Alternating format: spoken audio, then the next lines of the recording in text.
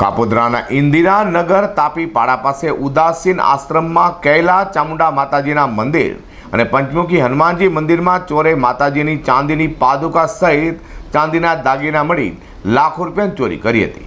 જેમાં મંદિરના પૂજારીની ફરિયાદને આધારે કાપોદ્રા પોલીસે તપાસ કરી ચોરને ઝડપી પાડ્યો છે। કાપોદ્રા પોલીસ મથકમાં ઇન્દિરાનગર તાપી પાડા પાસે આવેલા મંદિરના પૂજારી ગોપાલભાઈ ઉપાધ્યાયે નોંધાયેલી ફરિયાદમાં જણાવ્યું હતું કે તેઓએ ગુરુવારે સવારે મંદિર ખોલતા દરવાજાનો નકુચો તૂટેલો જોતા ચોરી થઈ હોવાની ખબર પડી હતી। પોલીસે તપાસ કરતા ગણતરીના સમયમાં જ રાજસ્થાનના ભીલવાડાના ચોર હીરાલાલ ભવરલાલ સુથાને ઝડપી પાડ્યો હતો। હીરાલાલ ચોરી કરવા ખાસ રાજસ્થાનથી સુરત આવ્યો હતો।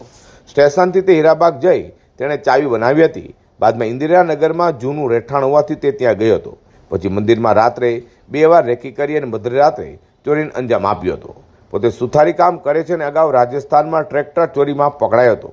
તો કાપોદ્રા પોલીસે મંદિરમાં ચોરી કરનાર હીરાલાલની ઝડપી પાડી વધુ તપાસ હાથ ધરી છે।